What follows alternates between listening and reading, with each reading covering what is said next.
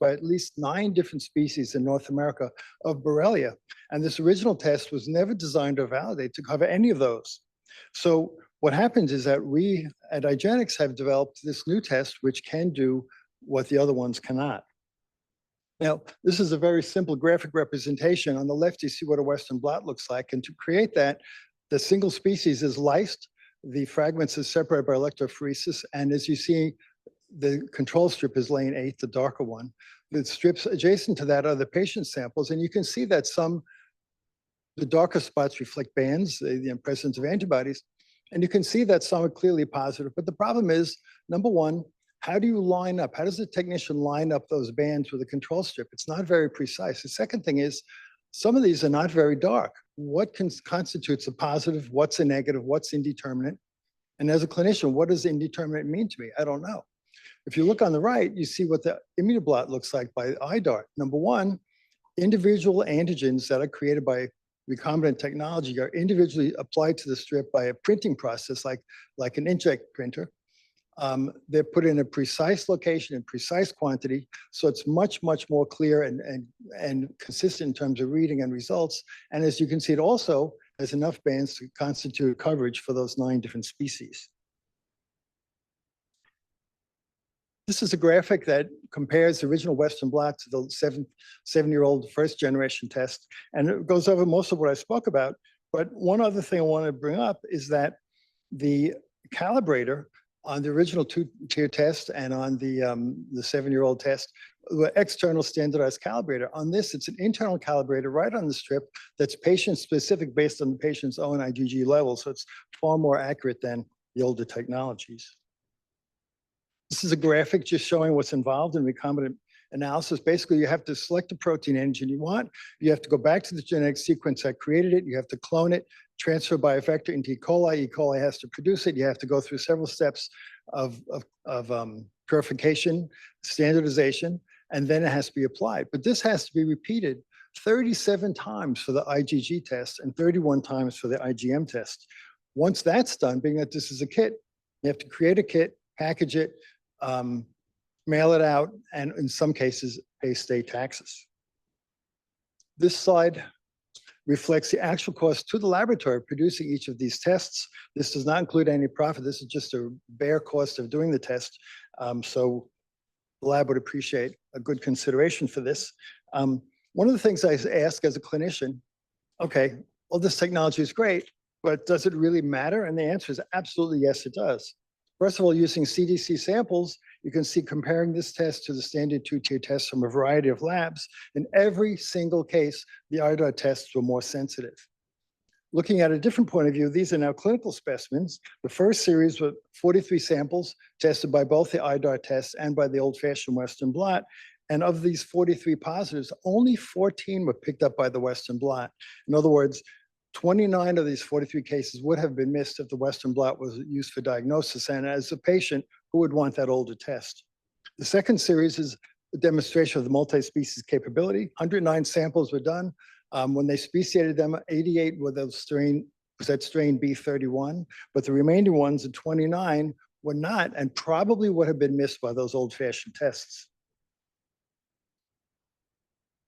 Now, CMS has published goals for patient care, and obviously a more accurate, better test meets many of those goals, but I want to bring you down to the bottom, to affordability.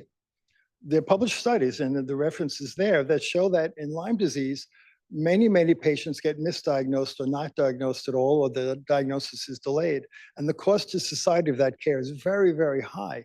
However, a better test in the beginning, even if it were more expensive, turns out lowering the cost of care. And this is based on a survey of over 70,000 patients.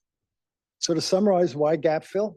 First of all, these tests are fundamentally different from any other technology out there made from lysed cultured lab strains such as the Western blot. They use recombinant chimeric antigen proteins. They have patient-specific controls.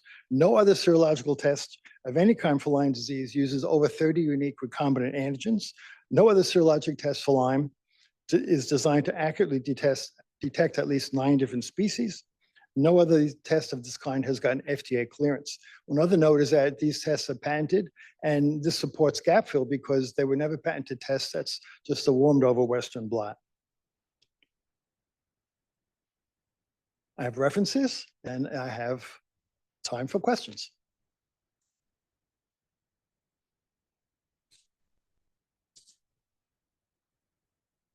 Any questions from the panel? Okay, thank you so much. All right, we now are at IGeneX. I am also going to present Oh, for IGeneX Incorporated. Again, I'm a clinician. I see a lot of Lyme patients, and it's important for me to have a good laboratory to back me up. So this is a request for gap fill for 4 different tests.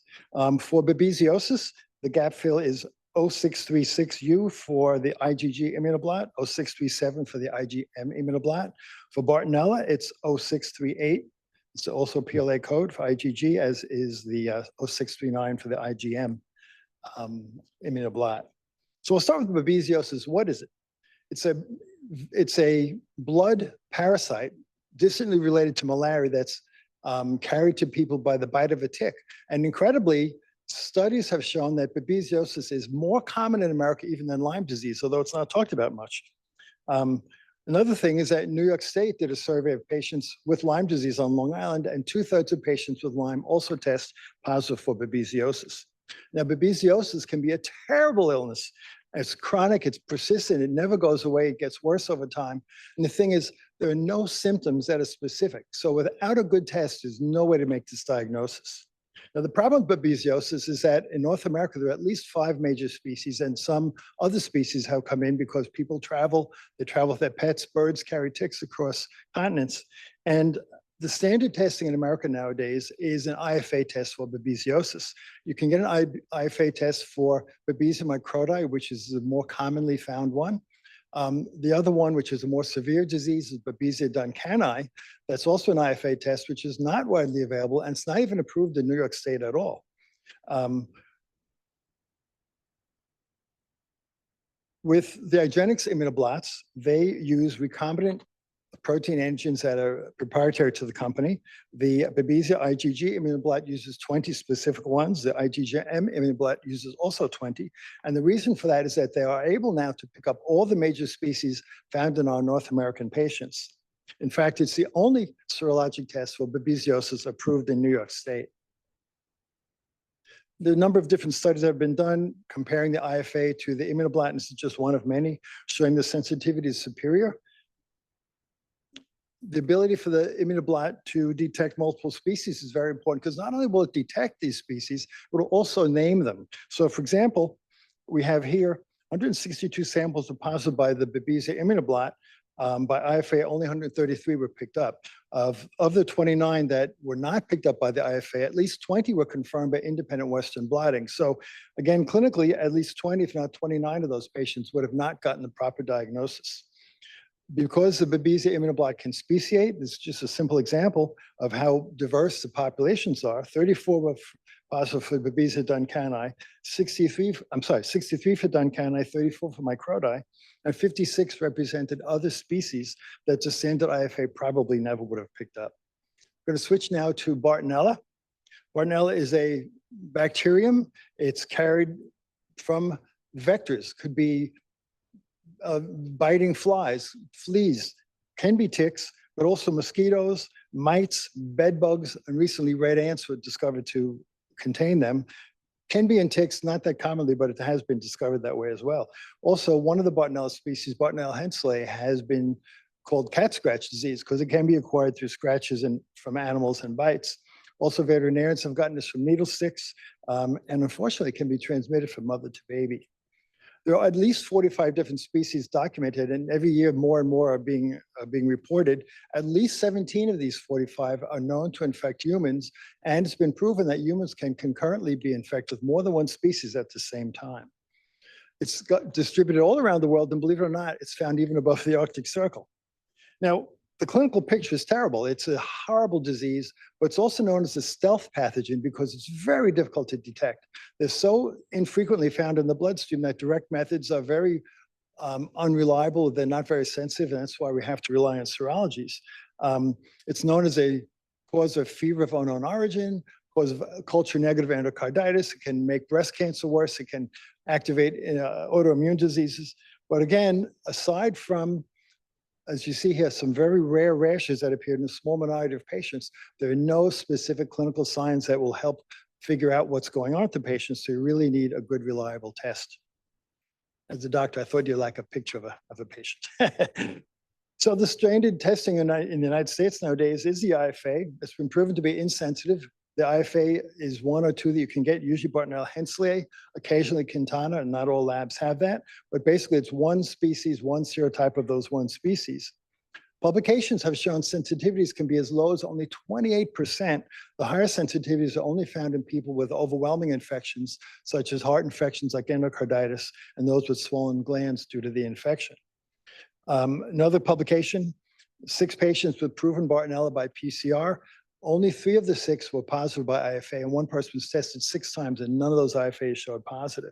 Now, the flip side is pretty much just as bad. It's a very insensitive test, but it's also one prone to false positives. Here's a publication showed that the specificity was as low as only 27%. Now, what caused cross-reactivity? Well, it turns out 36% of the time, positive Bartonella test was not from Bartonella, but was from chlamydia. Also things such as Epstein-Barr virus, cytomegalovirus, Coxiella, strep, tularemia, and even toxoplasma could give a false positive on the IFA testing for Bartonella. On the other hand, the immunoblot has been shown to be very highly accurate.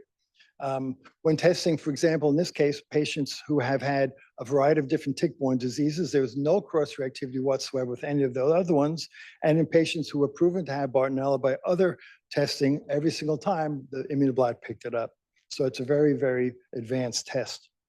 This also will detect multiple species and name them as well. And here's a series of 53 patients. They found Bartonella henselae, Quintana, Elizabethae, Vinsonia, cholerae. 15 were other species that were not named. And again, this old-fashioned IFA probably would have missed a lot of them. The cost of furnishing this is high, as you can imagine. Oh, let me go back a slide. Pressed it twice. Okay. Now, how are these made? Well, they're recombinant protein antigens. And so what that means is that, again, you have to take the genetic sequence that is used for the pathogen to make the antigen you want. You have to clone it. You have to then transfer it by a vector into E. coli. You then have to produce it, purify it through multiple steps, and then print it out on the strip. And for these individual pathogens, you have to do it many, many times. You have to do it at least 20 times for each of the Babesia tests, and at least 30 times for the Bartonella test. I have also, I'm going to show you a graphic. Again, simple graphic showing that many, many steps are required. You need a lot of different reagents, a lot of different machinery. The techs have to have a very high level of expertise. It's not a standard simple test that anyone can do. There's a breakdown of the costs. As you can imagine, they are quite expensive, but because they are unique, gap filling is supported. Now, one of the other things I wanted to talk about is the cost of this. Bartonella and Babesia can be such devastating and truly disabling chronic lifetime illnesses that if they're not properly diagnosed, the cost of care can be astronomical. So again, a better test in the beginning, even if it costs more, in the long run saves a lot of money, a lot of time, and a lot of patient suffering. Now, one other thing about this, let me go back. If the tests can be gap filled and given a reasonable price, then labs will accept insurance for this and patients will have access. If the reimbursement rate is not high enough, people won't get the test because they're not going to pay out of pocket. Most of them cannot. So again, the next slide. Okay, so again, the summary, these are totally unique tests. They introduce new technology. They're the first of their kind. There are no other comparable tests to this, and that's, again, supporting gap fill.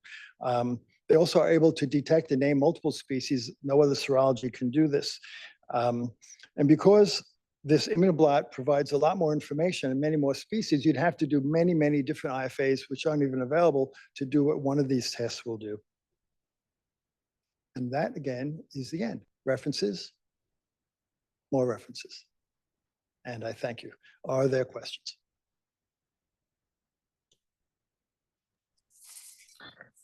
Okay. Hey, this Oh, is, Dr. Leonard. sorry. Yeah, hi. No, you're I good. just wanted to make a brief comment. So thank you. This was very, very informative, a lot of clinical context. Could we maybe focus on the technical aspects of the test? Because, you know, I'm sure you're aware, we're mostly managing technical complexity effort and how that relates to test complexity for our decision to crosswalk and or make recommendations for gap fill, etc. And you know, I listened carefully to your clinical utility, to the cost paradigms, but those are unfortunately not factors that we can take into account.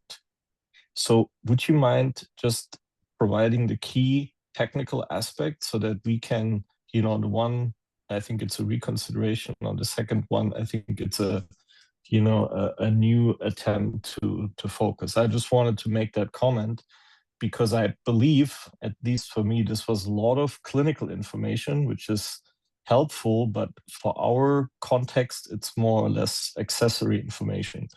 Oh, I'd Just be want to happy make sure that to, the panel really knows the technical specs, the effort as that relates to the test complexity. be happy to supply that, absolutely. And again, as a clinician, I really am passionate that these tests get out there. Thank you.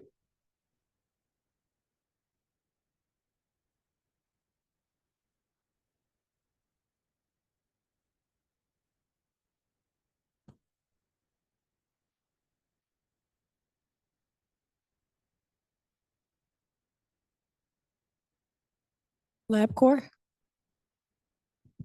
Thank you very much, and thank you for the opportunity to present to the committee today. My name is Taylor Jensen. I serve as Vice President and Head of Science for Oncology at LabCorp.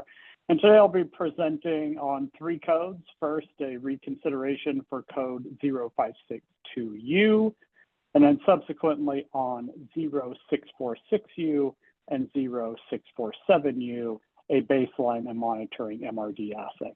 In terms of background for 0562U, also known as PGDX Elioplasma Focus DX, this is an FDA authorized liquid biopsy assay that offers 100% specificity for clinically significant sequence variants, amplifications, and translocations while maintaining high sensitivity across all variant types. And it can detect actionable mutations as low as 0.1%.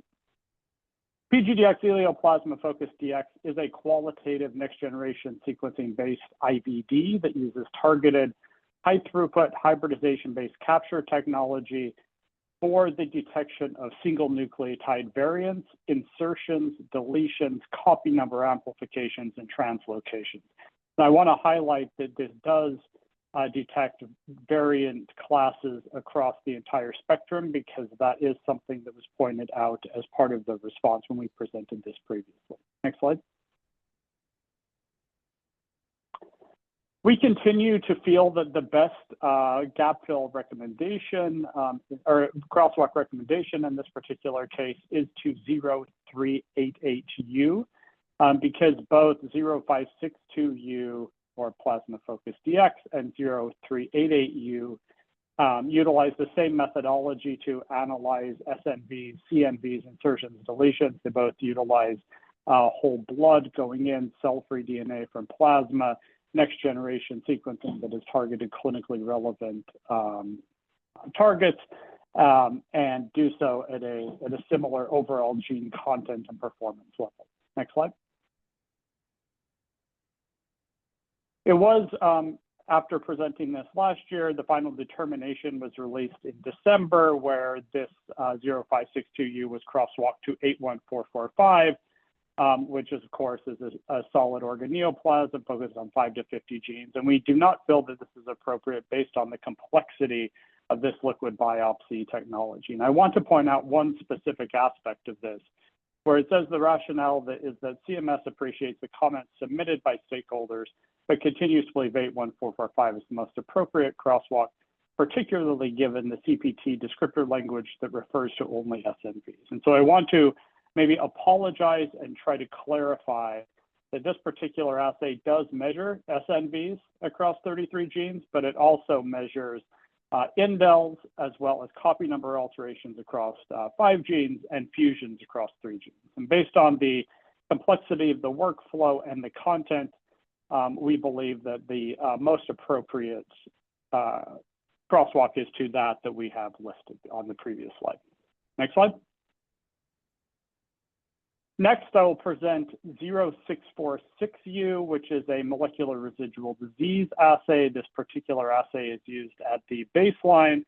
And the purpose of what we call LabCorp Plasma Detect Genome MRD, which is 0646U, is intended for the detection of circulating tumor DNA in stage 3 colon cancers after surgery or adjuvant chemotherapy to identify individuals that may have an increased risk of recurrence. Next slide. The assay is performed across 3 distinct tumor types as part of the baseline testing. It performs whole genome sequencing for FFPE tumor tissue, whole genome sequencing for the white blood cell or buffy-coat component.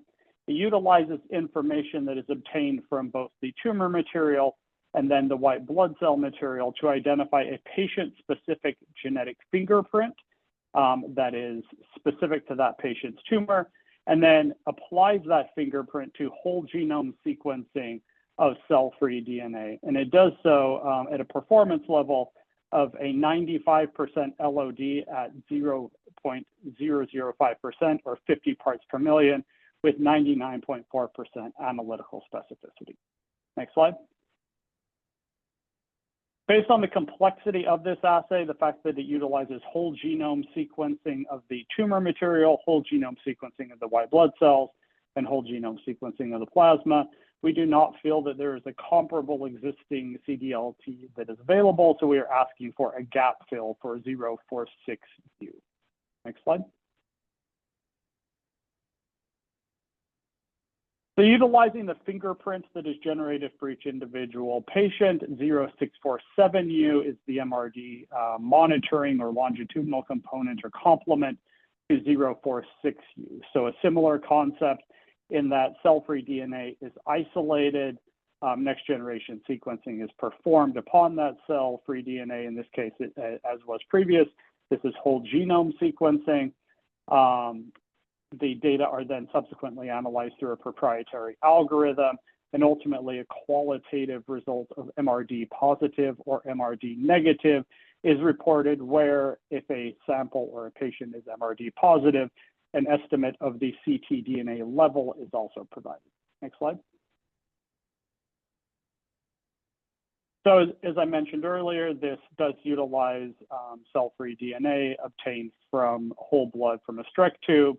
Again, similar performance in terms of analytical sensitivity and specificity. Next slide.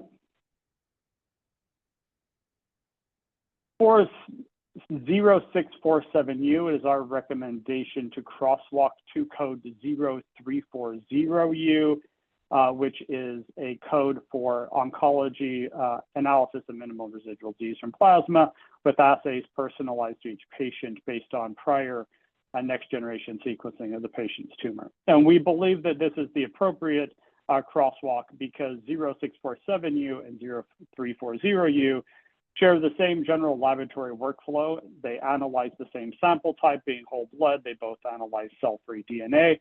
They both utilize next generation sequencing for analysis. Both look for variants specific to that individual patient's tumor. Both report a qualitative MRD status of positive, negative, and a quantified estimate of ctDNA levels in instances where a patient is ctDNA positive. Thank you for your time, and appreciate any questions that you may have.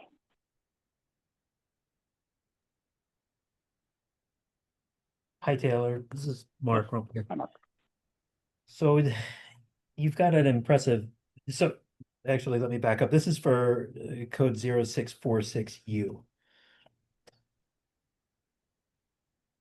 So you've got a pretty high sequencing sensitivity for the tumor content, and I'm wondering what is the read depth there, out of curiosity, and how does that affect the per test cost relative, of course, to a more targeted panel approach? Yeah, fantastic question. So I'll address it at a couple of levels, and then please ask any follow-up questions. So I would say on the tumor material, we're performing 80x whole genome of the tumor, roughly 40x whole genome of the white blood cells. That allows us to get the patient-specific fingerprint. We're then currently generating somewhere around 40x whole genome sequencing of the cell-free DNA as well. Now, the way that I would probably think through the depth is perhaps a little bit different, as I'm sure you can appreciate, right? So with a lot of the physical bespoke assays where an individual assay is created, manufactured, tested, and ultimately run, you're sequencing those individual regions extraordinarily deeply, right? So each of those, whatever that number may be, sequencing to roughly, we'll say 100,000x for the sake of simplicity. We don't sequence that deep because we do not leverage the presence or absence of a variant from the plasma sample at any individual loci, but rather we utilize the cumulative presence of variants from that individual patient's tumor. And the number of variants just depends on the biology of the tumor. We believe in taking the approach that we are maximizing the amount of signal that is possible given that biology. So that number can range from a minimum that we've seen clinically in our lab of roughly 1,650 different variants to upwards of 50,000 variants on the high end, with a median of around 5,000 variants per patient. So we're not sequencing each of those extremely deeply. We're sequencing each of those, we'll say, relatively low depth. So, we'll say 40x on average. But if you look at the cumulative sum of the amount of sequencing that we perform here, it likely exceeds the amount of sequencing in small number of sites extremely deeply. And hopefully that makes sense. I know it's a little bit nuanced there.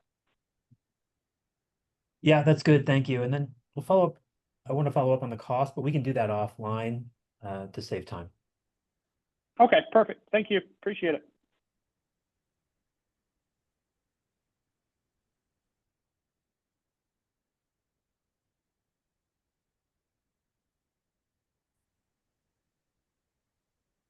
Okay.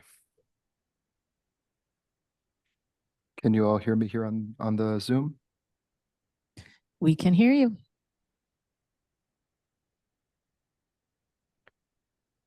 Can you hear me? I can. Yep. Thanks, Karen. Okay, perfect. Take it away. You're up. All right. Thank you so much, everyone. Good afternoon, and thanks to the panel here and to CMS for organizing this session here today. My name is Matthew Goldberg. I'm a board-certified dermatologist and dermatopathologist, and I serve as Senior Vice President of Medical here at Castle Biosciences. Today, I'm going to be presenting on code 0635U, or test advance ADTX, and our recommendation is a crosswalk to code 0258U. Next slide, please.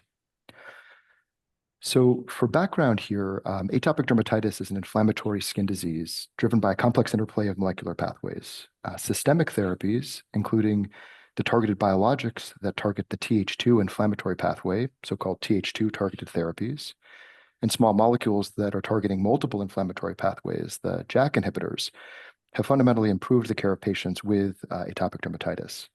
However, current therapy selection involves trial and error without considering the patient's underlying disease biology that can result in inadequate disease control for up to half of patients taking systemic therapies. Advanced ADTX, the 487 gene expression profile test, or 487-GEP, is an objective test developed to measure a patient's underlying disease biology and to guide therapy selection, with the goal of reducing the trial and error phase of therapy selection, which should lead to earlier treatment responses and a higher proportion of patients achieving adequate disease control. So for this test, RNA is extracted from non-invasively collected skin scrapings. Reverse transcription and gene expression profiling is performed to measure the expression level of 487 genes via next-generation sequencing. And a proprietary algorithm then assigns the patient to one of two responder profiles, a Th2 molecular profile or a JAK inhibitor responder profile. Next slide, please. So on the resources required, skin scraping samples are received in RNA preserving buffer by our CAP-accredited, CLIA-certified New York State Department of Health approved laboratory and stored at -80°C prior to processing. RNA is isolated and sequencing libraries are prepared using AmpliSeq protocols, and they're sequenced on the ion torrent S5 to generate the AmpliSeq human transcriptome, RNA-seq, next-generation sequencing libraries. The raw sequencing data are processed through the AmpliSeq RNA bioinformatics pipeline that's operated through the torrent server to generate raw RNA sequencing read counts. Those read counts are processed then through the proprietary 487 GEP algorithm. The process then concludes with lab director review of the patient data, the sequencing data, and result reporting. Next slide, please. So here on this slide, it brings me to my recommendation and rationale for crosswalk. We're recommending a crosswalk to the code 0258U, which reads autoimmune psoriasis, mRNA, next-generation sequencing, gene expression profiling. Previous slide, please. Next-generation sequencing, gene expression profiling of 50 to 100 genes, skin surface collection using adhesive patch, algorithm reported as likelihood of response to psoriasis biologics. So like 0258U, 0635U is a mRNA next-generation sequencing-driven gene expression profiling test. The methods and resources used for 0635U are very closely aligned with those for 0258U. As the two tests are using a similar sample type, they address the same family of diseases. Both tests aim to address inflammatory skin diseases, psoriasis and atopic dermatitis, respectively. And they employ the same methodology and produce a similar result with the same intended clinical utility to inform therapy selection. Next slide. So here on this final slide, it really is the comparison table. You can see both tests side by side here. Again, both tests are performed using next-generation sequencing-driven gene expression profiling, targeting RNA as the analyte. Advanced ADTX uses a non-invasive skin scraping, while MindPX uses a non-invasive dermal adhesive patch. Both tests aim to address inflammatory skin diseases. Advanced ADTX addresses moderate to severe atopic dermatitis, and MindPX addresses moderate to severe plaque psoriasis. Both share the same intended use for systemic therapy guidance in their respective disease states, and the same clinical utility to provide a likelihood of response to differing classes of systemic therapies. So in summary, the methods, resources, sample type, methodology, intended use, and result format of 0635U align closely with those for 0258U. And for these reasons, we respectfully recommend a crosswalk to 0258U for these reasons. Thank you for the panel for the opportunity to provide this information, and happy to take any questions from the panel at this time.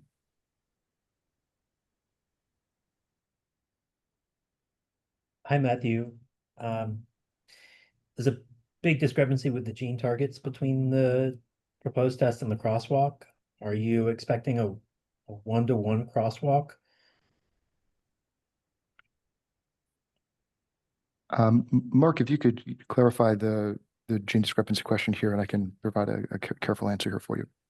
Yeah, so it looks like the crosswalk anchor has got 50 to 100 genes, while your proposed test has 487. So are you asking for a one-to-one crosswalk? Yes, the request here is for a one-to-one crosswalk, and the gene count reflects the analytic content of the algorithm and not the resource burden of the assay. So they're both NGS workflows with comparable per sample resource profiles as the basis of the crosswalk. Okay, great. Thanks, Matthew. Yeah. I think I had a similar question, Matthew, about did the larger panel require more material, more sequencing reagents analysis than the comparative?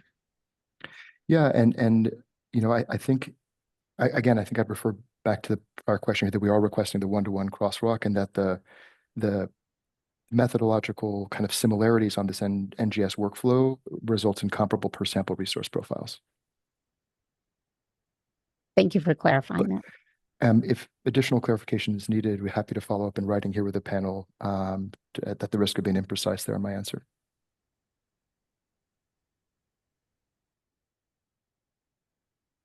All right, thanks to the panel.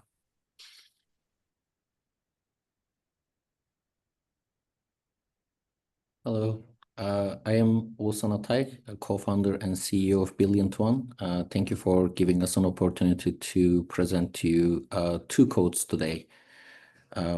Next slide, please. So the first code that we would like to discuss is a oncology solid tumor DNA sequences analysis of 15 genes, including BRCA1 and BRCA2, for identification of CH in blood reported as tumor-derived or non-tumor-derived.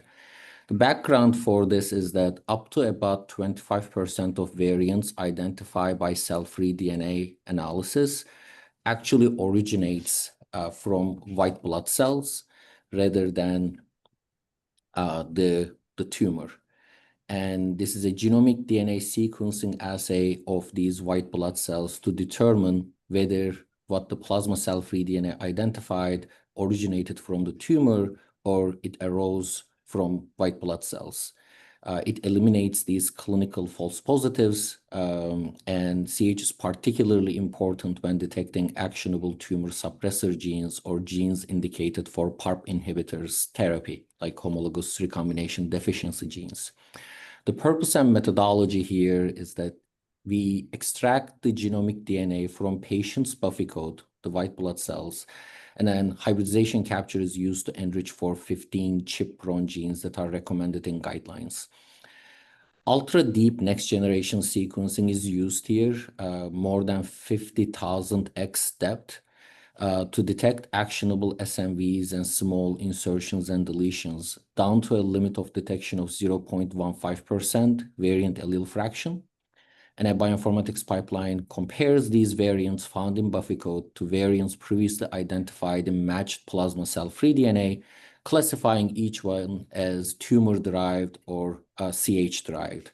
By distinguishing whether it is CH-derived or tumor-derived, assay supports the appropriate selection of targeted therapies, especially PARP inhibitors in patients with advanced solid tumors. Next slide, please. As I explained, the methodology here is similar to liquid biopsies for comprehensive genomic profiling in general, except that we are analyzing the buffy coat. So we isolate the buffy coat from Streck tubes. We extract the genomic DNA from this buffy coat. We have a targeted enrichment via hybridization capture of 15 CH-prone genes, including BRCA1, BRCA2. We library prep for next-generation sequencing, and then we do ultra-deep next-generation sequencing to be able to detect these variants down to extremely low variant allele fraction levels. And then they are compared against what has been identified in our plasma comprehensive genomic profiling assay called North Star Select to determine each variant as either tumor-derived or CH-derived. Next slide, please. We have three potential crosswalks that we would like to present to the committee. All three have really strong arguments for them. The first one is 81162, which is a BRCA1, BRCA2 gene analysis code. Both 81162 and our code 0631U analyze genomic DNA, and they both explicitly name BRCA1 and BRCA2. They both use hybrid capture methodology. They both use next-generation sequencing. And from an effort perspective, both assays require deep sequencing, but for different clinical reasons. So 81162 would require deep sequencing of the gene and surrounding regions for deletion duplication analysis, whereas 0631U requires it for for achieving and a limit of detection at 95% sensitivity at vanishingly small variant allele fraction, 0.15% here. The other difference, of course, is that 0631U, our code here covers 15 genes as opposed to 2 genes, but in terms of the work, methodology, reagents, and resources utilized, they are substantially equivalent. Next slide, please. An alternative crosswalk, especially if the gene count is an important consideration, is 81443. 81443 is genetic testing for severe inherited conditions and a genomic sequencing analysis panel that must include sequencing of at least 15 genes. So these are very different clinical purposes, but they are both genomic sequencing analysis panels that specifically require sequencing of at least 15 genes, an exact match on the gene count. Both use gDNA extraction, hybrid capture, and next-generation sequencing.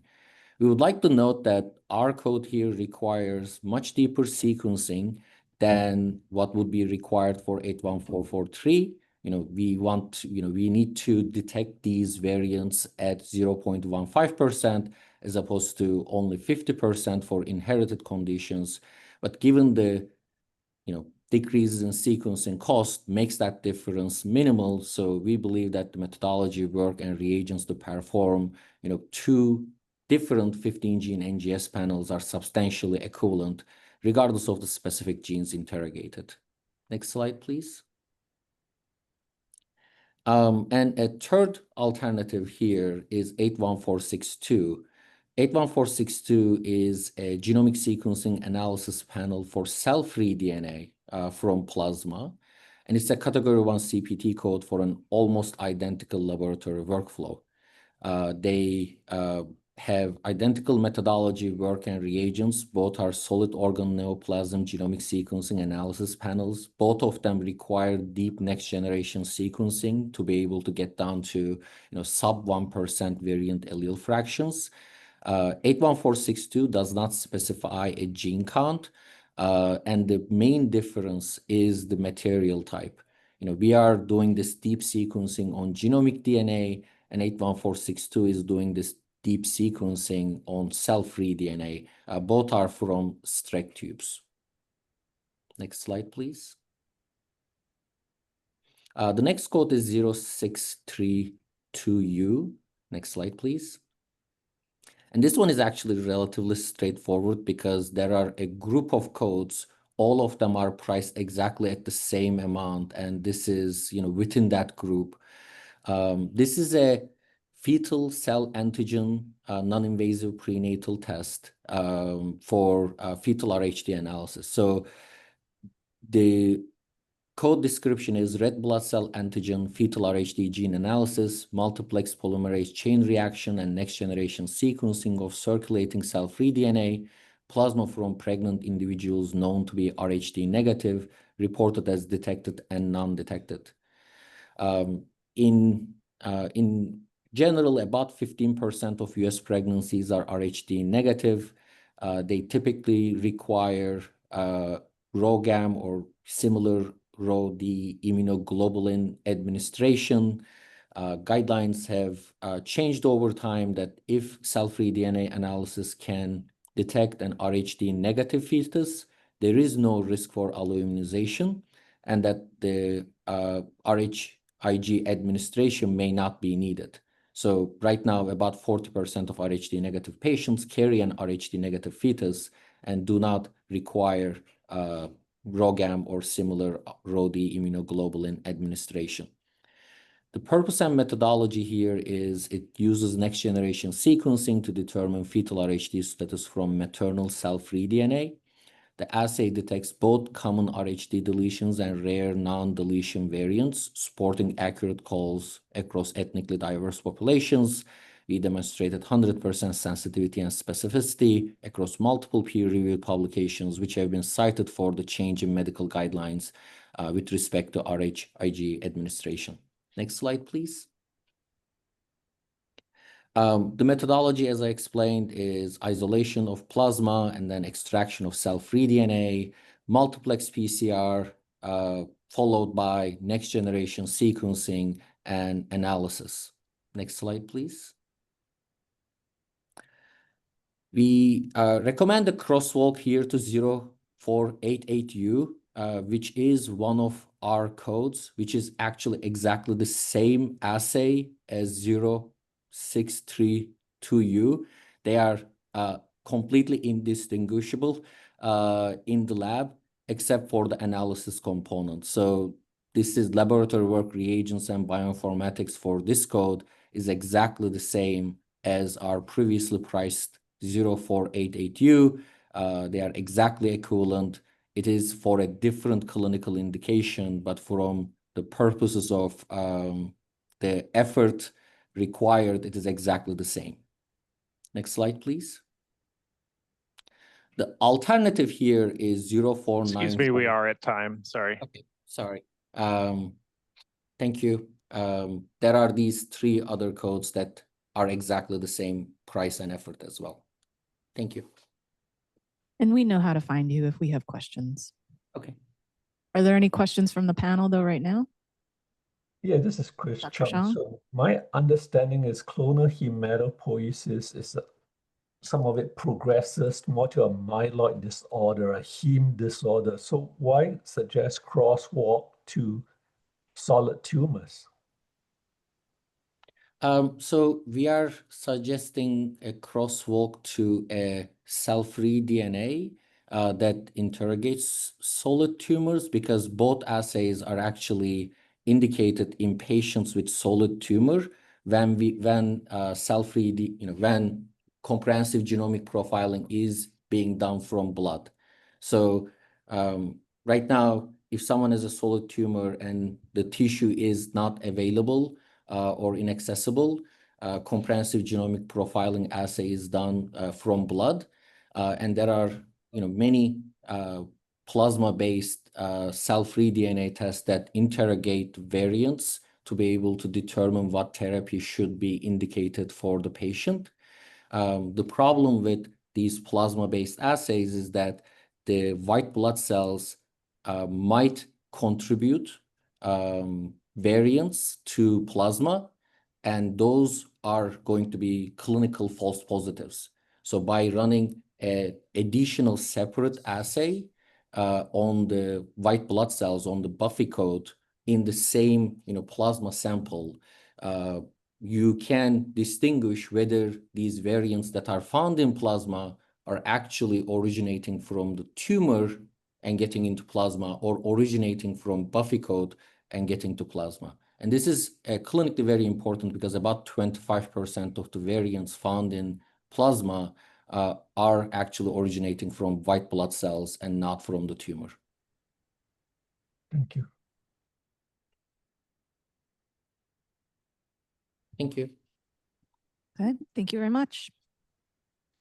Let's keep going and move on to complete omics. Yeah, thanks very much. So I will be kicking off for my team, and they will join subsequently in later slides. My name is Jim Januzzi. I'm a professor of medicine at Harvard Medical School, chief scientific officer at the Baim Institute for Clinical Research, and I'm glad to be presenting on this panel, code X292U, otherwise known as HEART-PAD. Next slide, please. So just by way of background, this panel cited above is a panel, blood-based panel for the diagnosis, or reported as a risk score for the presence of obstructive peripheral arterial disease. This being a major public health concern associated with substantial risks for morbidity and mortality, including amputation, cardiovascular events, and death. It also substantially undermines patient-related quality of life.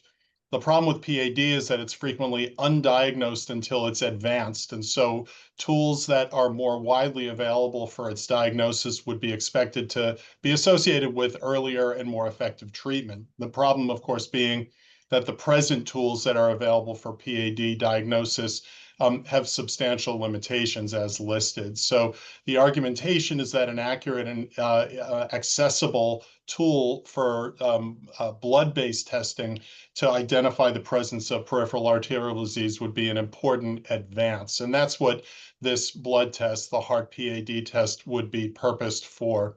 The idea is to apply it for use in symptomatic and at-risk individuals to aid in the evaluation for the presence of PAD. Methodology as listed, the plasma sample is shipped to Complete Omics, where it's measured for 3 proteins, midkine, angiopoietin-1, and kidney injury molecule 1. I'll explain how we got to those proteins in a second. These results are combined with the clinical presence of a history of hypertension. And then using a validated algorithm, a score is generated that is expressed in a clinically understandable way for clinicians.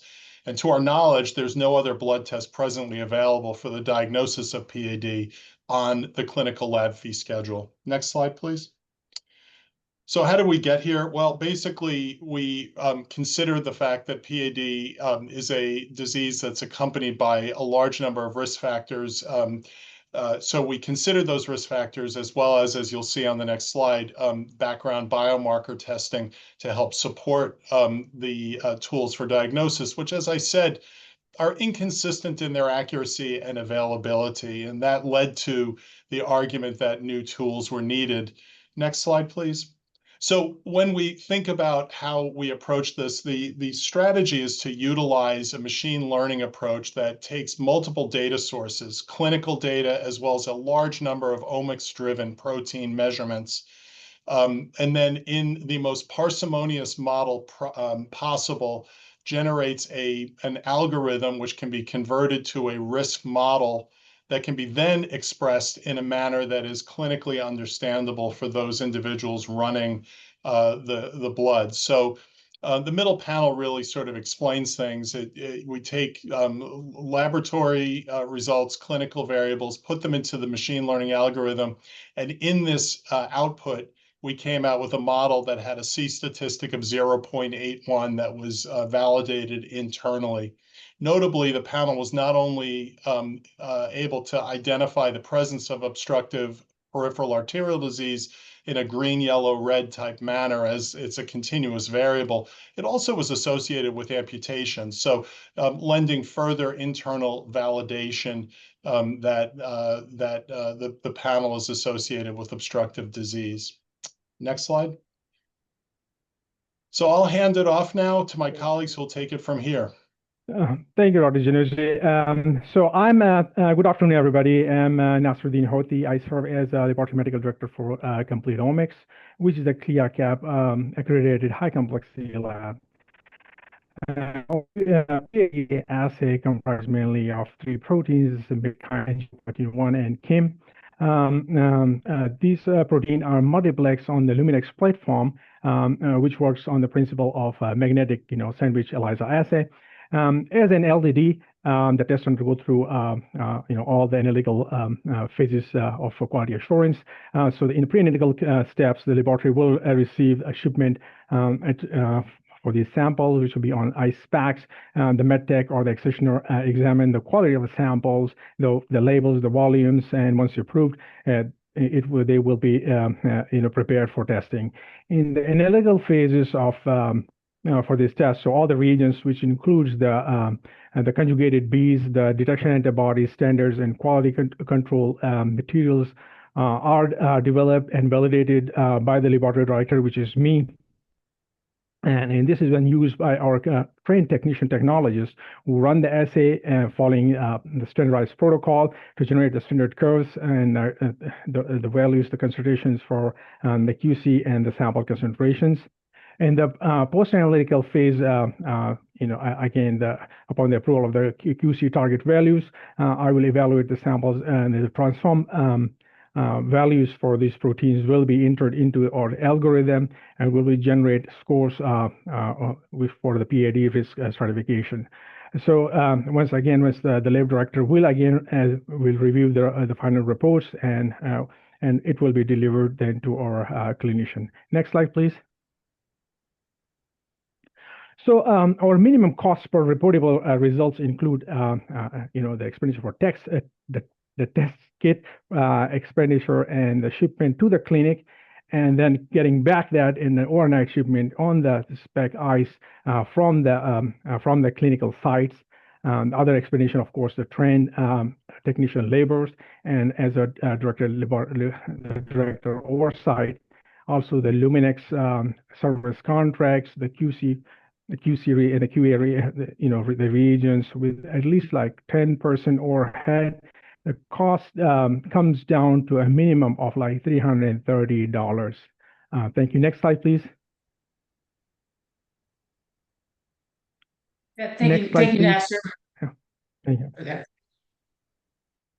Hey, good afternoon. My name is Melissa Martin Kemp, and on behalf of Complete Omics. On this slide here, I'll touch on the pricing structure. The current Heart PAD list price is $488.44. Our recommended crosswalk payment amount, as you'll see here in just a few minutes, is $390.75. So the bill charge is approximately 25% above the requested CMS amount. There's no relevant discounting, rebate, or other price lowering amounts.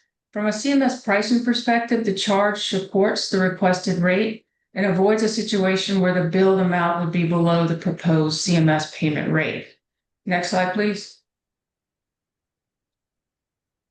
Complete Omics recommends that code X292U HART PAD be crosswalked to 0308U, which is HART CADHS, for a price of $390.75. We believe that code 0308U is the most appropriate crosswalk because the two tests are comparable in the key elements that drive the rate. Both are proprietary HART blood tests, both rely on quantification of 3 plasma protein biomarkers, followed by algorithmic interpretation to generate a risk score for forms of cardiovascular disease. HART PAD uses the same general categories of laboratory resources and workflows, such as plasma specimen handling, immunoassay-based protein quantification, standards and controls, Luminex multiplex immunoassay, quality control review, algorithmic scoring, and a generation of a final clinical report, all under the director of the laboratory director. These many comparables make crosswalking to 0308U the most appropriate. Thank you for your time today, and we'll take any questions that you may have.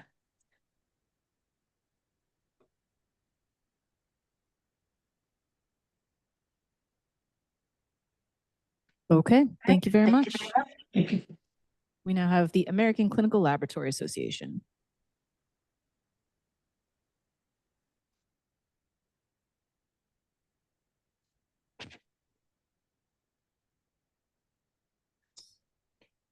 Well, good afternoon. I'm Joan Kegerais, Vice President of Reimbursement and Scientific Affairs at the American Clinical Laboratory Association.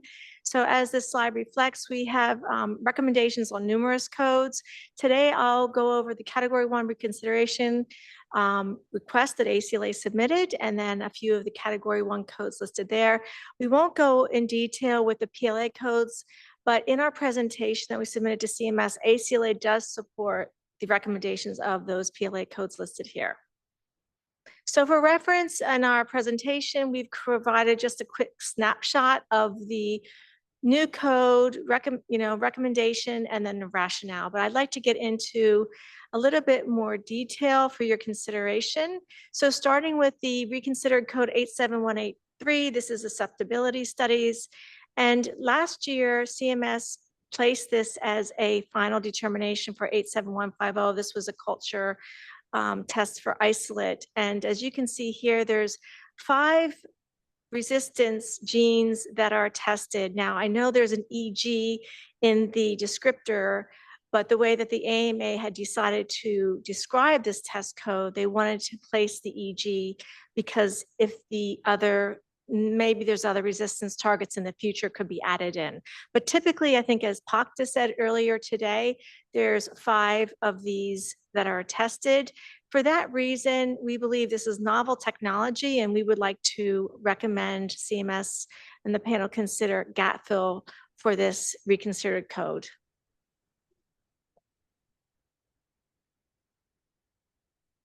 So the next code I'd like to talk about is 87XX2. This is the new test code for macrolide resistance, and it's for mycoplasma species. So there's 2 mycoplasma species, Mycoplasma genitalia, Mycoplasma pneumonae, and this test code was developed as a reflex. So if the Mycoplasma pneumonae or genitalium is positive, then the laboratory would do a reflex. So this test code represents that reflex testing. And because they're done on after different species, we believe that there's really not a specific test code that exists on the CLFS. And for that reason, we recommend gap fill. For the GFAP, this is gliofibrillary acidic protein.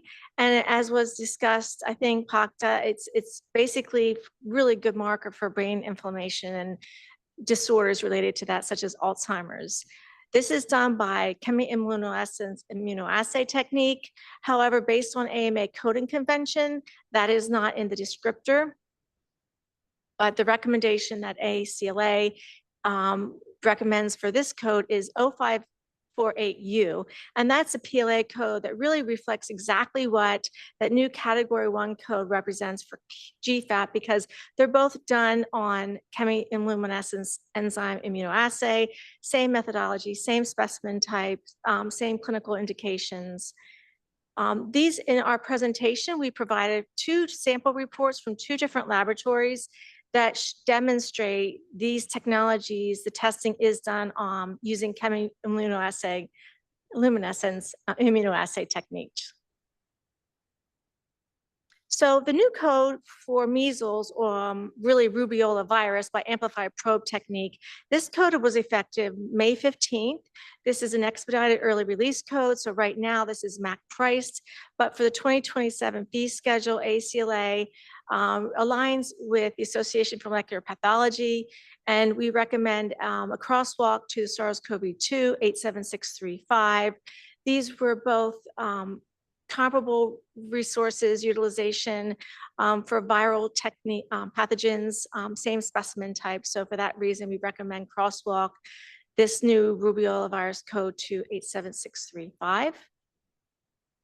For the new 8XX32, that's the chlamydia, Candida pooled result, Candida glabrata, and then Trichomonas vaginalis amplified probe technique. So as you heard from another presenter earlier today, there's 3 distinct and separate results reported. So one is a pooled result, and so those in the parentheses are the pooled results. So that's one result. The second result is Candida glabrata, and the third is Trichomonas vaginalis.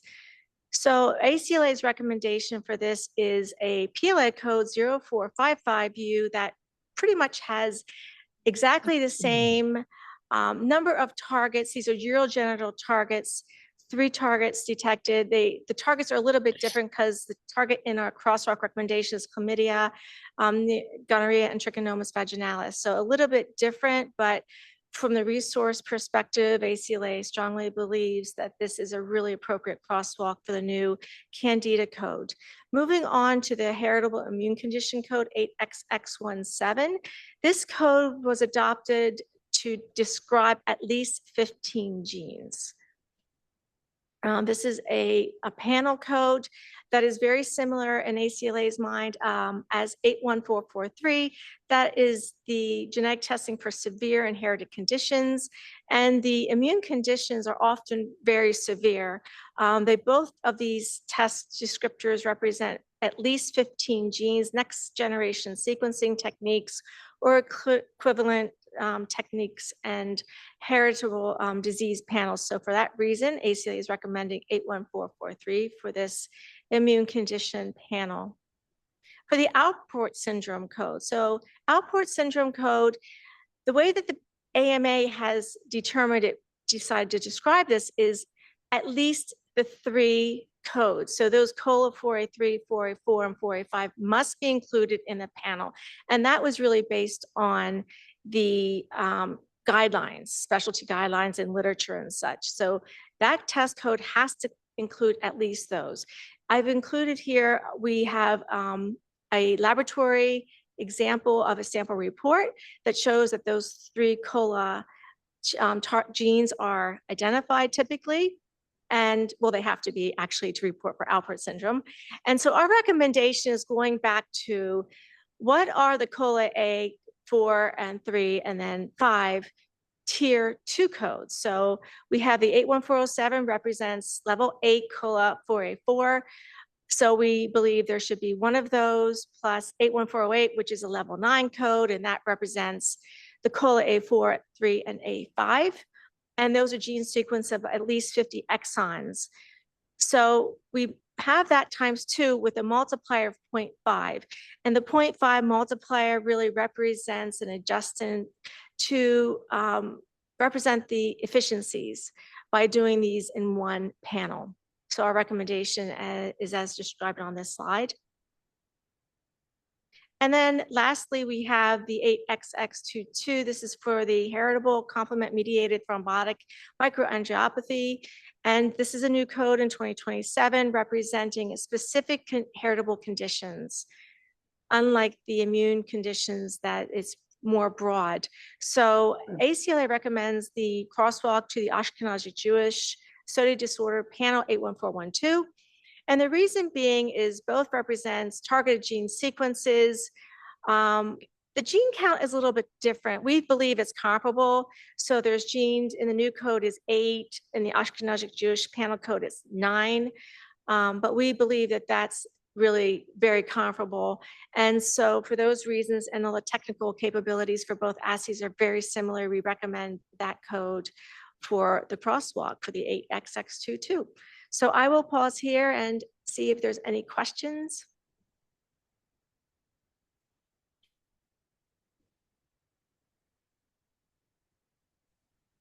Great. Okay, Thank you, thank you. Joan. All right, American Society for Microbiology, please.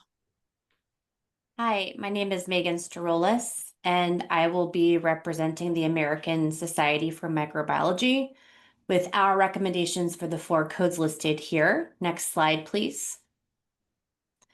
The first one is 87183. This is the reconsidered code.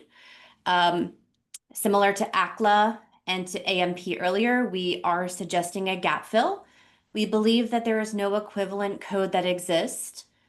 We believe the gap fill process will be better for doing a proper analysis of the resources required for this assay, an assay meeting this code descriptor to determine an appropriate reimbursement rate.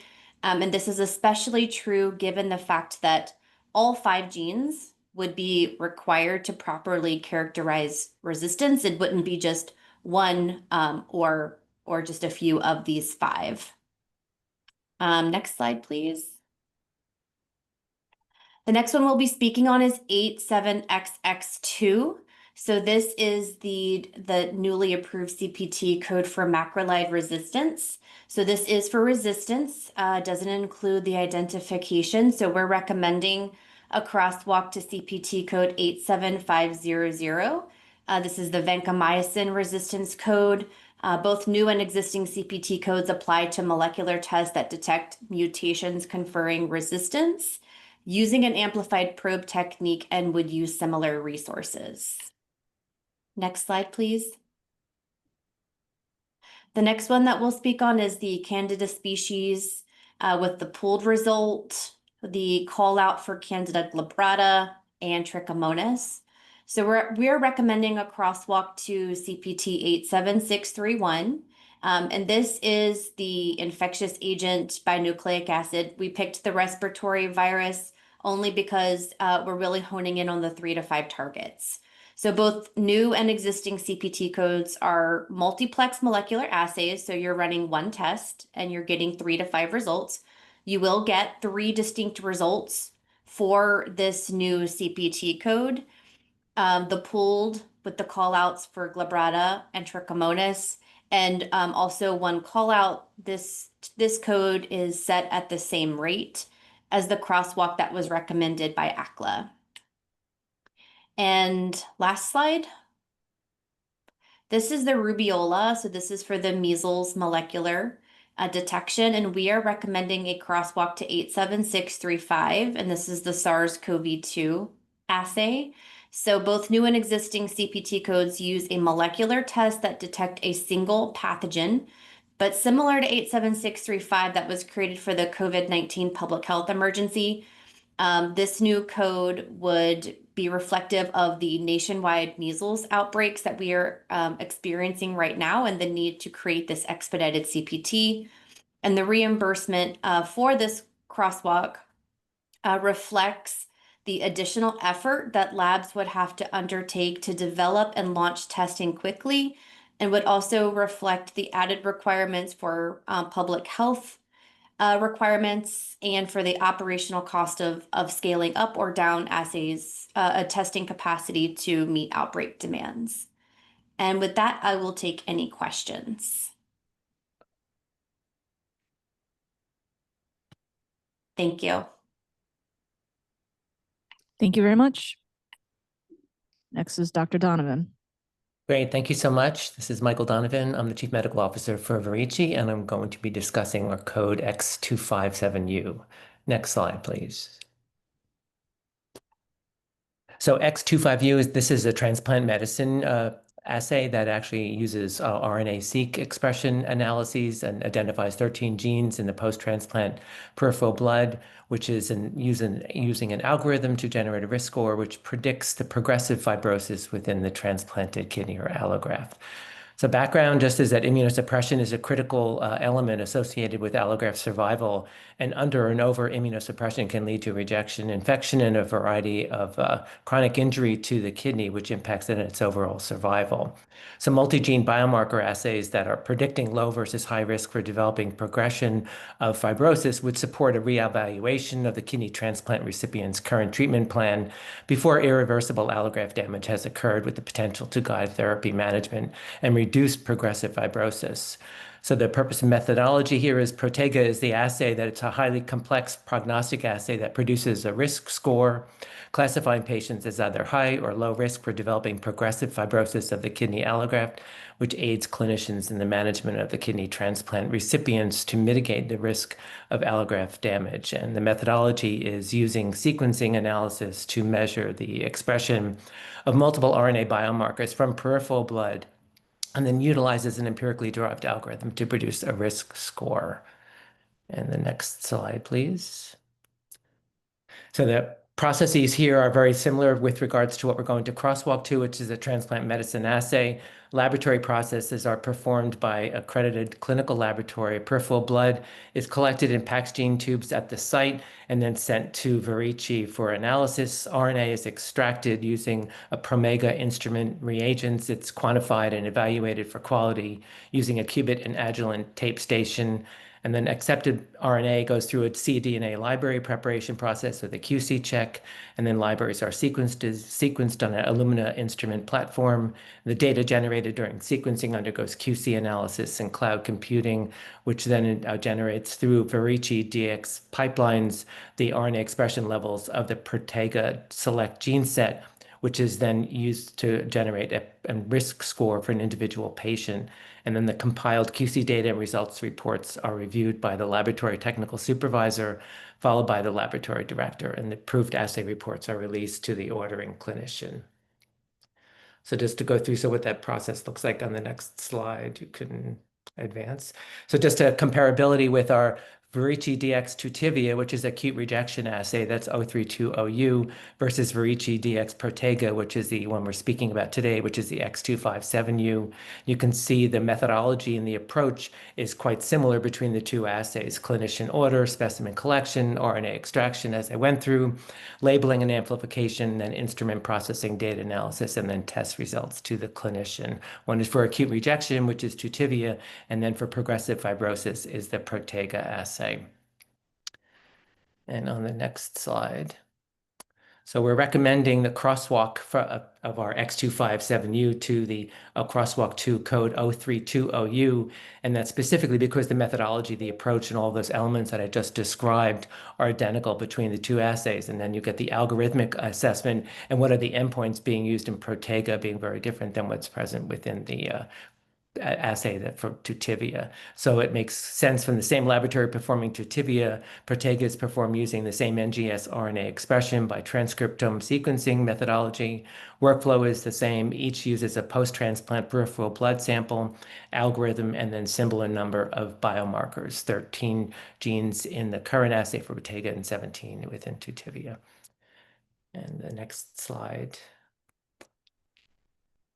And so Protega comparable to Tutivia methodology and resources, and this just lists out what I went through with regards to Protega versus Tutivia, transplantation medicine for both. With respect to Protega, looking at the use of these 13 genes to assess the degree of fibrosis and progression of fibrosis within the kidney allograft versus Tutivia, which is acute rejection assessment process with regards to the same material post-transplant blood and RNA analysis with respect to an algorithm. Both done in a single laboratory, both post-transplant blood, both in settings, but is collected within PAX-gene RNA tubes. RNA is isolated from both assays, and then you'll see the NGS RNA expression profiles for Protega as a 13 gene set, risk score for progressive fibrosis versus the RNA NGS 17 genes risk score for acute rejection. And the next slide there. So that's it for me. Thank you so much. Appreciate it. Okay, any questions? Okay. Now you might think this is Carol Blackford walking up to the podium, but you would be wrong. However, we will now hear from AdvaMed. Good afternoon. I'm Deborah Goddess from McDermott Plus. I am not Carol Blackford. Carol had a conflict, so she asked me to speak on her behalf. I'm speaking on behalf of AdvaMed DX.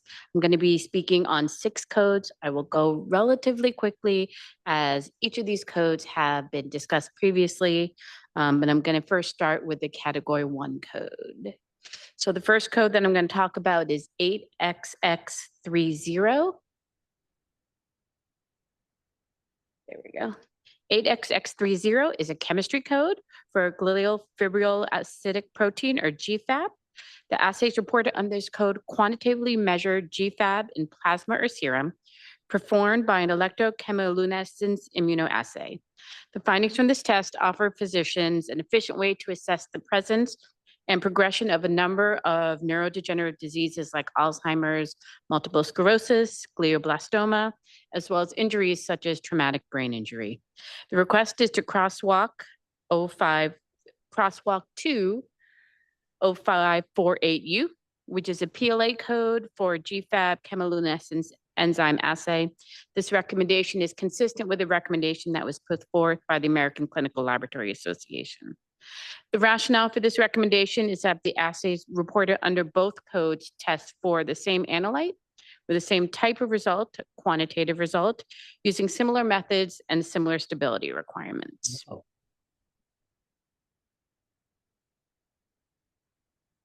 The next one I'm going to talk about is 8XX32, which is a microbiology code, infectious agent detection by nucleic acid, DNA or RNA for Candida species pooled, Candida glabrata, and Trichomonas vaginalis. The assays reported under this non-proprietary code report out 3 different test results: Candida pooled, Candida glabrata, and Trichomonas vaginalis, as you've heard by a number of folks here. These tests are multiplex tests using amplified probe technique. The findings for this test guide medical management decisions. And the request from AdvaMed is to crosswalk to 0455U, which is a PLA code for an STI assay that tests for chlamydia, gonorrhea, and trichomonas. The rationale for this recommendation is that the assays reported under both codes have similar analytical characteristics in that they're both multiplex and amplified probe tests. They have similar targets. They report out the same number of results, 3 qualitative results. They use similar sample types and both guide medical management decisions. The next one is microbiology code 87XX2, infectious agent detection by nucleic acid, DNA or RNA, macrolide resistance. The assays reported under this code report on macrolide resistance in mycoplasma species, which is important because sexually transmitted infections caused by this organism are becoming increasingly resistant to antimicrobials. Tests reported under this code are using an amplified probe technique. And the request here is to crosswalk this code, as there are currently no existing codes that would be appropriate crosswalks due to differences in the methodologies and the resources required for this test. I'm going to briefly go through 3 PLA codes, the codes whose recommendations have already been put forth by the owner of the tests. The first one is 0601U, not 0610U as the prior test said, or slide said. The 0601U is for the Synovusure Comprehensive PGI Test Panel with Syntuition from CD Diagnostics, a division of Zimmer Biomet. This panel is a multi-analyte LDT that inputs multiple lab measurements into a diagnostic algorithm to generate a probability score to aid in the diagnosis of periprosthetic joint infection, a serious complication that often occurs following total joint arthroplasty and has a significant clinical and economic burden. The methodology for the test is an analysis of 11 biomarkers from synovial fluid aspirate using fluorescence immunoassay, clinical chemistry, ELISA, and hematology, with all the results incorporated into an algorithm to result in a probability score for PGI. The request is to crosswalk 0601U to 0342U, which is another PLA code. And the rationale for this recommendation is that both incorporate results from a combination of fluorescence immunoassay and clinical chemistry methods. Both are high complexity LDTs with a comparable number of biomarkers. Both measure biomarkers included on the commercial menu of a clinical chemistry analyzer, and both use an algorithm to generate a diagnostic result, one that is a clinically actionable disease likelihood result. The next one is X295U, which is from Guardant Health, Guardant 360 tissue RNA. This RNA test panel assesses RNA fusions and splice isoforms to enable treatment decisions for solid tumor patients, specifically to determine if there are tumor mutations that can be treated. The test is performed by extracting RNA from the specimen, creating cDNA from the sample, and amplifying the cDNA through library preparation, enrichment, QC, and pooling. Sequencing is then performed on an Illumina sequencer and processed through Guardant's bioinformatics pipeline, which generates a report. And the owner, again, presented details on this test previously. The request is to crosswalk to 81456, which is a code for genomic sequence analysis panels with RNA analysis that involves 51 or more genes and which interrogate for sequence and copy number variants. The rationale for this recommendation is X295U, like 81456, involves RNA analysis of more than 51 genes, 350 genes specifically in this case, and both codes are for panels that analyze arrangements and splice variants. The last one is the one that I actually presented on earlier on behalf of Abbott Laboratories, which is X300U, which is the Alinity I TBI. As I mentioned previously, this test is a panel for in vitro diagnostic immunoassays for the quantitative measurement of GFAB and UCHL1 in serum plasma, with individual results for each of those, and then a semi-quantitative interpretation of those test results based on specific cutoffs. The results of the test are used in conjunction with other clinical information to aid in evaluating patients 18 years age or older who have presented with suspected mild traumatic brain injury. The findings assist in determining whether there is a need for a head CT scan. And to be consistent with what I had recommended previously on behalf of Abbott, AdvaMed is recommending a crosswalk to 0570U, which is a different TBI test from Abbott. The rationale for this recommendation is both tests have similar analytical characteristics with the same analyte type, methodology, and targets. Both tests have the same post-analytic characteristics, specifically quantitatively reporting the individual analytes and then a semi-quantitative characterization of the results based on specific cutoffs. And both tests are in the neurology clinical space. And with that, I will happy to answer any questions and give just over 2 minutes back. All right, any questions from the panel? Okay, we are down to our last three. You all have, you could see it as the advantage or disadvantage of either letting people out in the rain or just after the rain. So we'll see how it goes. It's up to you. Take it away. Oh, good afternoon, and thank you for the opportunity to present today about our test. My name is Dave Lowe, and I am the Senior Director of Research and Development at One Lambda Laboratories, which is a part of Thermo Fisher Scientific. And today, I'd very much like to discuss code X252U, which is the One Lambda Laboratories Exosomes Kidney Transplant Array Test, or ECTRA for short. So if we can go to the next slide, please. Thank you. This test is a rapid RT-qPCR assay that analyzes exosomal mRNA from kidney transplant patients. The results are used to assess the presence of biomarkers associated with kidney transplant rejection and inflammation.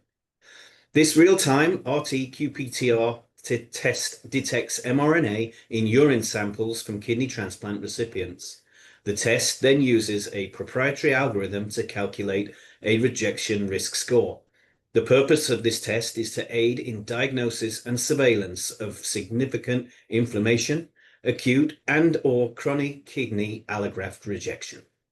And if we can go to the next slide, please. Thank you.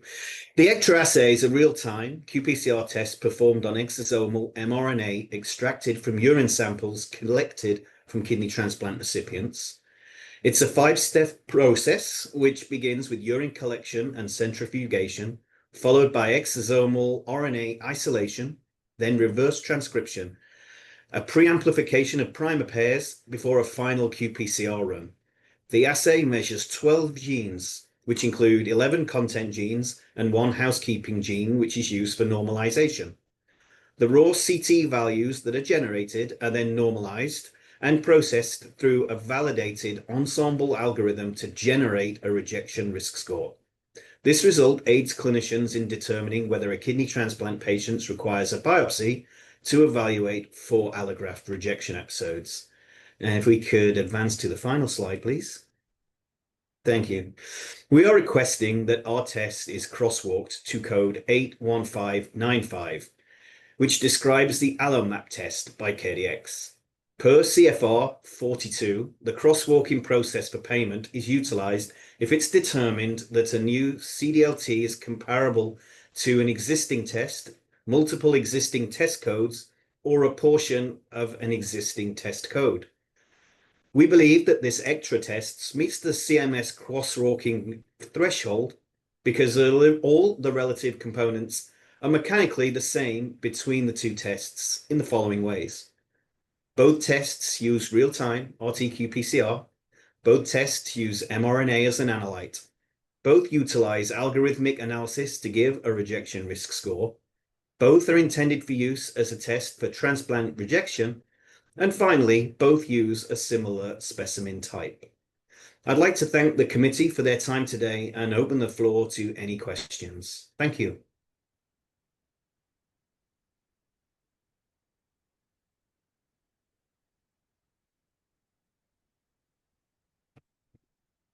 Okay, thank you so much.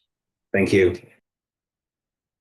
Okay, we're now going to hear from Quantigen, Mr. John Moran, who has been sitting here literally all day. Appreciate your patience. Well, thank and you here we for go. having us, Sarah. And I would like to thank the Sarahs and the rest of the DAS team for having us today. My name is John Warren. I'm here on behalf of Quantigen.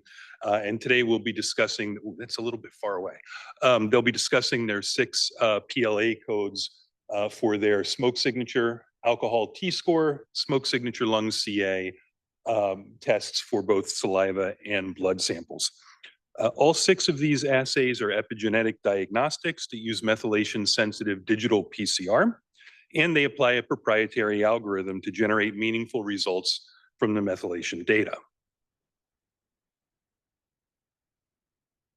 We're requesting that CMS consider crosswalking all 6 of these codes to 0566U, which is the EpiSeq MPE test from Precision Epigenomics. That test is described as oncology lung, qPCR-based analysis of 13 differentially methylated regions from pleural fluid algorithm reported as a qualitative result. The key similarities between 0566U and all 6 of these tests is that they all use a PCR technology, they're all a methylation analysis, and they all apply an algorithmic interpretation to generate clinically actionable information. We acknowledge that the Quantigen assays analyze fewer numbers of methylation loci than 0566U, but we believe that has a nominal impact on the overall cost of performing the test. And the importance is that the technologies and the diagnostics underlying the tests are very similar. The first test I want to talk about very quickly is X261U, which is the smoke signature saliva test. This test measures smoking intensity through the methylation analysis of a well-established biomarker. The assay uses a saliva sample and applies a methylation-sensitive digital PCR technique and incorporates normalization and algorithmic interpretation. The reported result of the test is not just a lab measurement, but it is in fact an assessment of a patient's tobacco exposure. You can see here on this slide the resources and the workflow associated with the test. Importantly, you'll notice that the resources and workflows for all 6 tests that I talk about today are very similar. The process includes DNA extraction, bisulfite conversion, preamplification, digital PCR analysis, normalization for saliva samples, and reporting out of results.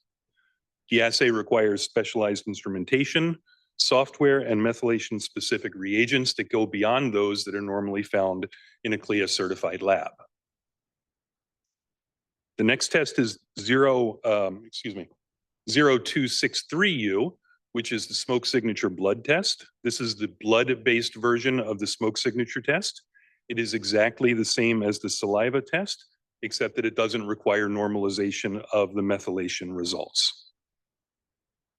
So you can see here the workflow as well as the resources. You'll notice the workflow here does not include the normalization because this is a blood sample, not a saliva sample. Carrying on, we have 0265U, which is the alcohol T-score test. This is a test that measures methylation at 4 validated loci that are associated with heavy alcohol consumption. Results from multiple methylation markers from this test are combined again through a proprietary algorithm to generate a patient-specific T-score. And again, that value derives from the interpretation of the epigenetic signal rather than the measure of any one particular marker. And here again, this is a blood-based test, so you'll see a very similar process to what we talked about with the previous test. Again, using a sophisticated methylation testing analysis. And again, the same kinds of sophisticated equipment, software, and reagents as the other test.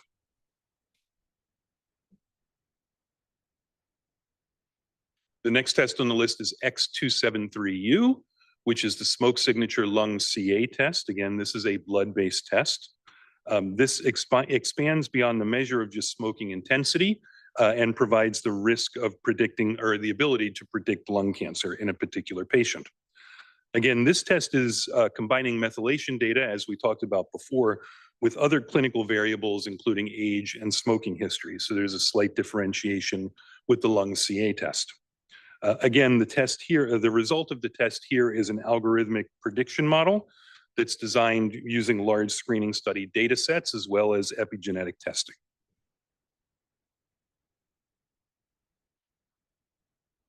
You can see here, again, the workflow very similar to what we've talked about before, with the addition here, I should say, of the non-assay related variables. And very similar, if not almost exactly the same resources. Next, we have 0286U, which is the smoke signature lung CA saliva version. Again, virtually the same test as the blood-based version, except this is performed on a saliva sample. The methodology here is the same. The workflow is virtually the same, except with a saliva sample, there is a normalization process toward the end of the workflow. And the resources are virtually the same as the smoke signature lung cancer blood test. And then I think bringing up the end is the alcohol T-score, which is X293U. This is the saliva-based version of the alcohol T-score that we talked about earlier. Somehow or another on the list, this got separated from its blood-based partner, but it is there. This assay applies the alcohol T-score just as we talked about before, except here we're using a saliva sample instead of a blood-based sample. Again, we're looking at 4 methylation loci. We're parsing those results through an algorithm, and that algorithm reports out a result of heavy alcohol consumption for a patient. And you can see here again, the workflow, the process looks virtually the same as the others that we've seen before, as are the resources, which is the primary reason we're recommending crosswalking all 6 of these codes to the same 0566U code. With that, I'd be happy to try to answer any questions. Okay, any questions from the panel? All right, thank you, John. Thank you. And last but not least, is GeneDx. There she is. Thank you. Thank you. Good afternoon. My name is Rachel Rogers, and I am here on behalf of GeneDx to present pricing recommendations for 3 new PLA codes, 0658U, 0657U, and 0659U. Together, these codes represent GeneDx tiered rapid and ultra-rapid whole genome sequencing services. Results for patients in acute settings are needed more quickly than standard genome sequencing, as results will often inform treatment and management needs while admitted in the hospital. We'll discuss each code in turn, and we're going to start actually with code 0658U. Next slide. 0658U GenomeDx Rapid Proban. This code describes GeneDx's Rapid for the Proban, a comprehensive whole genome sequencing and analysis service specifically designed for critically ill children with suspected genetic disorders in acute inpatient settings. This service delivers clinically actionable results within less than 5 days. GeneDx Rapid Whole Genome Sequencing analyzes a patient's entire genome, both nuclear and mitochondrial DNA, to identify disease-causing variants. The analysis detects multiple types of genomic variations, including single nucleotide variants, insertions, deletions, copy number variants, uniparental disomy, and repeat expansions, enabling detection of a broad spectrum of genetic etiologies in a single test. The main differentiator between code 0658U and the existing CPT code 81425 is the operational requirements to deliver the results within 5 days. Standard whole genome sequencing does not have a specific turnaround time commitment. Rapid whole genome requires dedicated laboratory capabilities, accelerated sequencing, and bioinformatics workflows, prioritize clinical interpretation to support time-sensitive decision-making in acute care settings, operational demands that are not considered with the standard code. This code is frequently performed in conjunction with comparator genomes, our PLA code 0657U, which improve variant interpretation by enabling determination of inherited patterns, variant phasing, and identifications of de novo variants. Next slide. The workflow for this PLA code encompasses DNA extraction from blood or buccal samples. Following this, DNA extraction are normalized and conductive. PCR-free library preparation occurs, followed by high-throughput whole genome sequencing that evaluates both nuclear and mitochondrial, achieving an average read depth of 40x across the genome. Automated bioinformatics pipelines perform sequence alignment and variant detection, ensuring rigorous quality control at each stage through automated methods and manual review by trained genomic analysts. Clinical analysis is performed by a multidisciplinary team consisting of board-certified clinical geneticists, genetic counselors, and doctoral-level variant scientists. Finally, the report is drafted, reviewed, and signed off by qualified clinical staff. This is not standard sequencing on an accelerated timeline. It is a purpose-built rapid infrastructure with dedicated capacity and staffing to guarantee the turnaround time. Next slide. Our recommendation is to crosswalk 0658U to 0094U, genome rapid sequence analysis. Both codes describe rapid sequencing and analysis of a proband genome for clinical interpretation. The laboratory workflow, sequencing methodology, bioinformatics processing, and interpretation resources are substantially similar. Code 0094U is the most appropriate existing comparator, and we believe it accurately reflects the resources required to deliver the services represented by 0658U. Now, next, let's turn to the comparator code 0657U. Next slide. Code 0657U describes GenomeDx Rapid for the comparator genome, which is typically a first-degree relative, most often a parent, sequenced and analyzed alongside the proband within the same rapid timeline. Comparator genomes are clinically essential, significant increasing diagnostic yield and shortening interpretation time in clinical care settings. Certain findings, such as de novo variants, can only be reliably interpreted with comparator data. The existing CPT code 81426 for standard comparator whole genome does not account for the expedited laboratory and interpretation workflows that are necessary in acute care settings. 1 unit of code 0657U is reported for each comparator genome and is used in conjunction with 0658U. Next slide. This test uses the same workflow as the previous 0658U. DNA extraction, sequencing, and bioinformatics analysis. Results are analyzed and reported in conjunction with the proband to support family-based analysis. Rapid processing incurs additional costs for laboratories as instruments and reagents designed for high throughput testing are utilized suboptimally to move samples through quickly. Next slide. We recommend crosswalking code 0657U to code 0425U, which refers to genome sequencing and comparator genome analysis using next-gen sequencing for clinical interpretation. Both codes represent rapid comparator genome sequencing with similar analytical workflows. Lastly, let's discuss our highest offering, code 0659U. Next slide.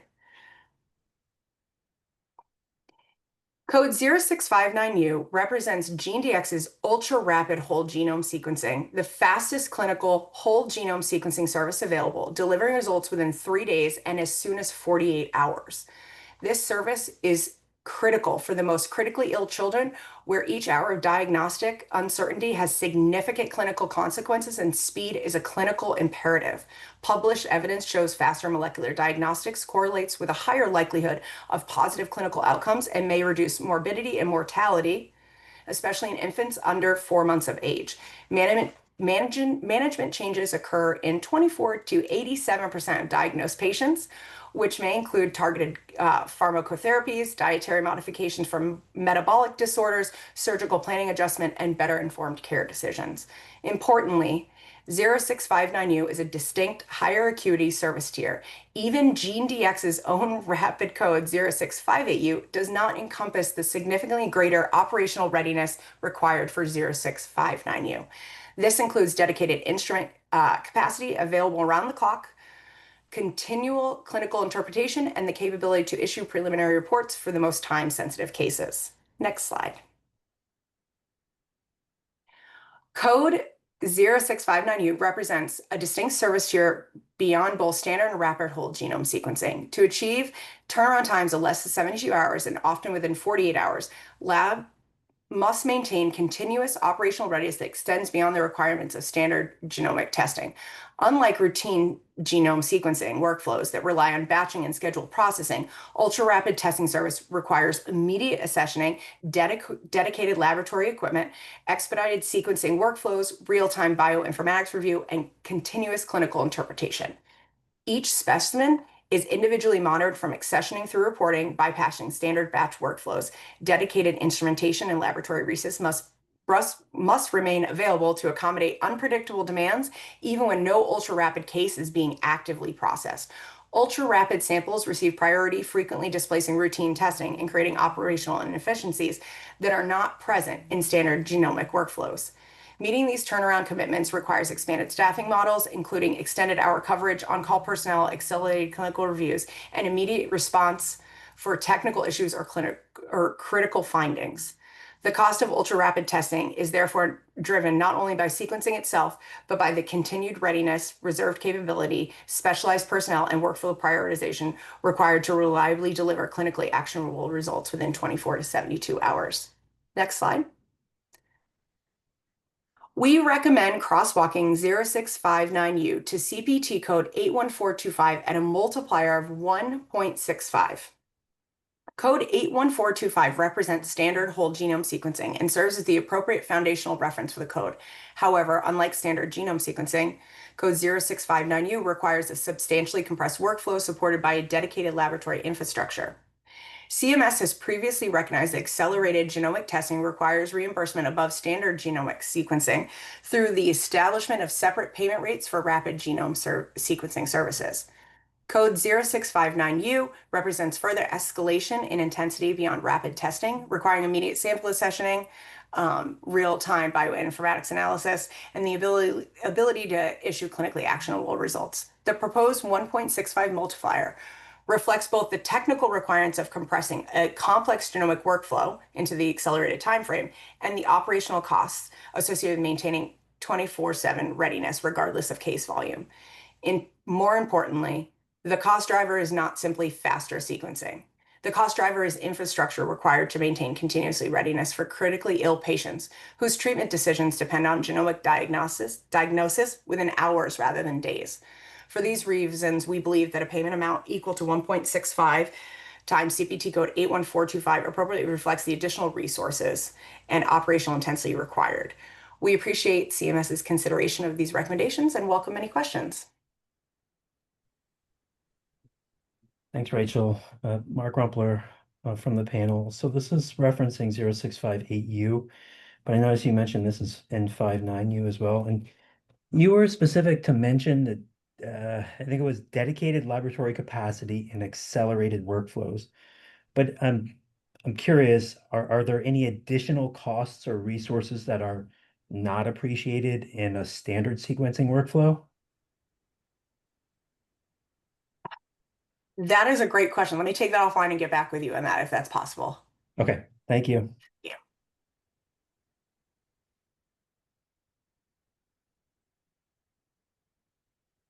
Any other questions?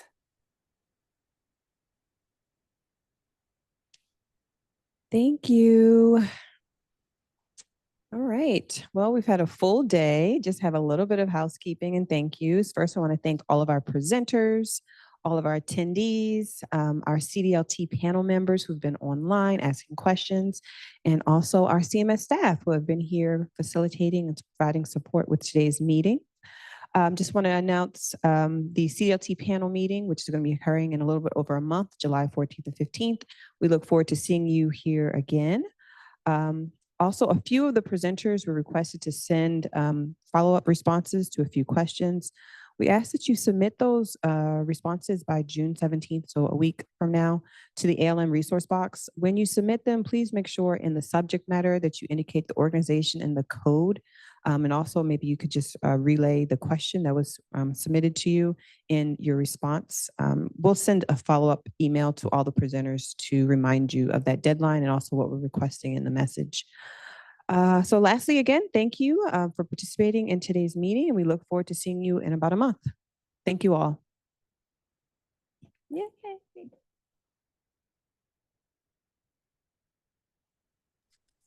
Thank you.